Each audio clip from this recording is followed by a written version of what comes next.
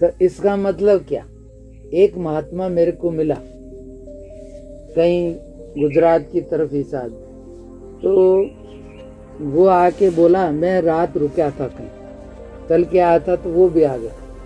वो एक दरवाज़ा खटखटा, बोला खोलो खोलो।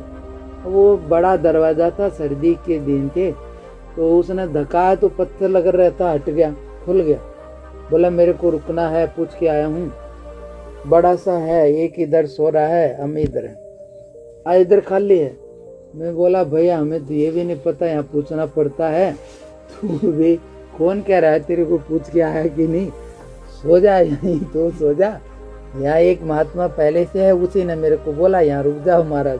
तो मैं भी इधर रुक गया, और रात काटनी है सबको। अब वो रहने वाला रहेगा, बाकी हमें रात काटनी है औरों को भी। तो वो रात बोलने लगा, इसको मेहनत करते हैं, इसको ये बातें तो अच्छी थी। मैंने धीरे से बोला महाराज चल के आए हो आप भी, हम भी सो जाओ, सवेरे बात कर लेना। लेकिन उसमें एक अच्छी बात थी, आके जवान ही था अभी, बोलता ज्यादा था और सुनता कम था। अब जब मैं उसको बोलूं तो सुने नहीं, तो मैंने सोचा भाई अब क्या करूं। अब मैं कहा ये सुनेगा नहीं, फिर अब क्या करोगे, बोलो। ऐसा हो जाए तो तुम क्या करो।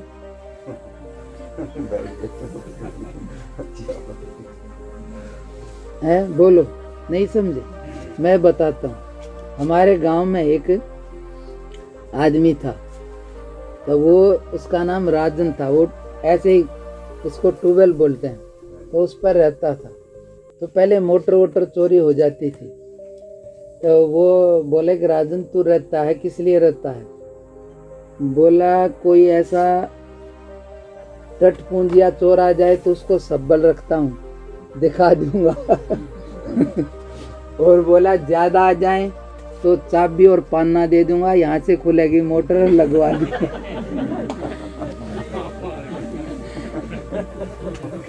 बोला लो भाई यहाँ से ऐसे ऐसे लदवा दूंगा, यहाँ से चढ़ा लो। तो बोले कि ठीक है। तो क्या समझे तुम, नीति है ये, 22 बात में नीति भी है एक चीज।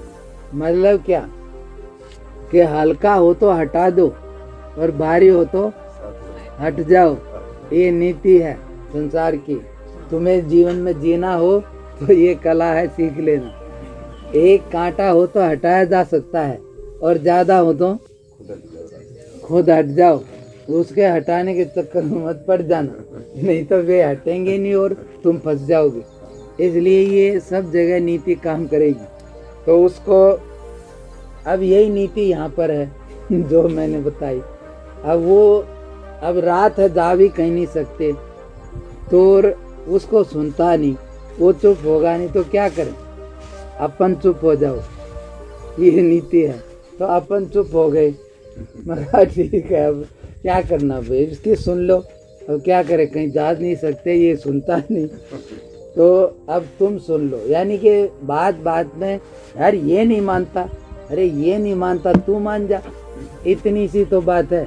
इतनी सी बात में सारा शास्त्रों का सार आ जाएगा। अगर अपनी मैं को थोड़ा सा छोड़ दो, कहीं भी चले जाओ, मौज में रहोगे। घरों में यही झंझट है सबकी, अब अपनी बात पर अड़ते हैं, अरे चल इसकी बात रख दो, तो बस तुरंत हल हो जाएगा। लेकिन नहीं, वो अपनी रखेगा, वो अपनी, वही कलेश, चाहे कितना है कुछ भी हो। इसलिए फिर हमने चुप हो गए, कोई बात नहीं।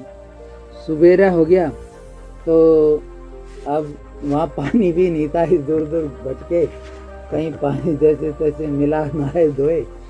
तो फिर वो मैं बोला बात करना।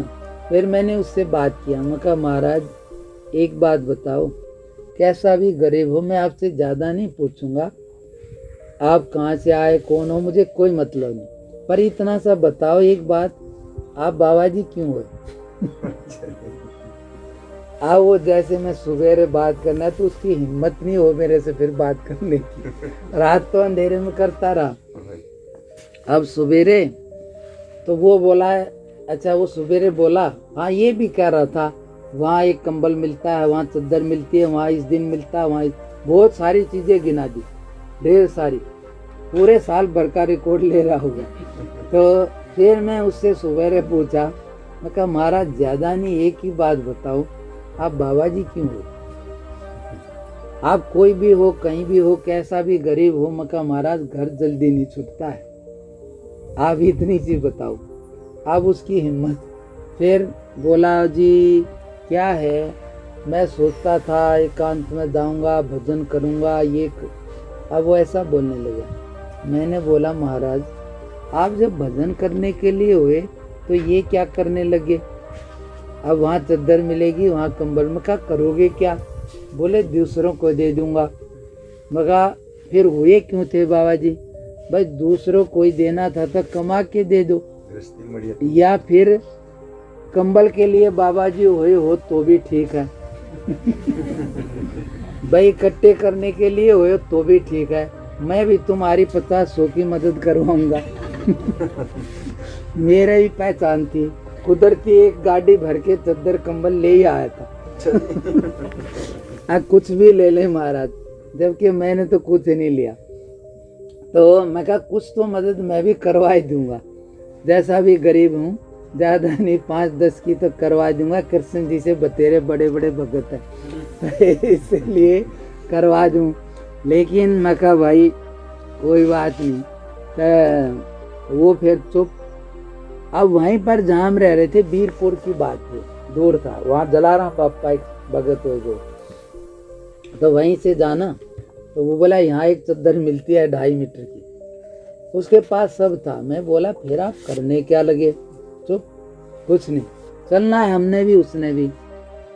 वो थोड़ा आगे चला गया, मैंने भी उधर से ही जाना है, तो मैंने सोचा शाम को दर्शन कर लिया, चलो सवेरे वहीं से आगे जाना है, दर्शन करके निकलेंगे। तो वो कुदरती थोड़ा आगे चला गया। तो वो जो जगह है, जैसे ये दरवाजा है, ऐसे बड़ा सा दरवाजा है, और उसके दोनों ओर रास्ते पर ऐसी इससे आधी ऊंची, इतनी ऊंची चौतरी सी बनी है दरवाजे पर ही, दोनों ओर, इधर भी बैठ सकते, इधर भी, बीच में से दरवाजा। तो मैं उसमें से अंदर जाते हैं, तो कुदरती जैसे मैं अंदर घुसा तो वो इस चौतरी पर बैठा, और बैठा भी कैसे, उसके पास कंबल उम्बल सब रात में उड़ रहा था, सब अपने झोले में भर लिया, और ऊपर का ओढ़ा भी उसमें भर लिया, और वो पीछे रख लिया, और एक साफी हल्का जैसे ये अंगोछा ऐसा ओढ़ लिया, और ऐसे हो रहा। अब ठंडी लग रही है, ठंडी थोड़ी थी पर ऐसी नहीं थी, पर ऐसे हो रहा। और वो इससे क्या होगा, अब 2.5 मीटर चादर दे दे कोई उसको भाई ऐसे बैठा है तो इससे 2.5 मीटर चादर मिल जाएगी। तो मैं जैसे ही घुसा तो कुदरती मेरा ध्यान इधर ही चला गया, तो वो ऐसे बैठा, तो मैंने तुरंत अपना मुंह सीधा कर लिया, उसको पता नहीं लगने दिया कि मैंने देख लिया। मैं कहा बेचारे को दुख लग जाए, लेकिन मैं उसको कुछ नहीं बोला। मेरे मन में आया तो एक भगवान की बात याद आई कि कृपणा फल हेतुआ, भगवान ने गीता में कहा है कि आदमी दीन कब होता है, कृपण कब होता है? अरे जितना जरूरी है उतना परमात्मा ने पहले से दिया है, दीन होने की जरूरत ही नहीं है। वो हमें जिंदा रखना होगा तो रखेगा। बाकी जब आदमी फालतू की तृष्णा पर जाता है ना, तो कृष्णा उसका साथ छोड़ देता है, इसलिए तब दीन हो जाता है। मगर बताओ, महाराज है, दुनिया महाराज कहे इसको, और बड़े बड़े नमस्कार करें, 1-2.5 मीटर की चादर ने क्या हालत कर दी इसकी मगर मिल भी जाएगी तो क्या हो जाएगा बताओ। तो इसलिए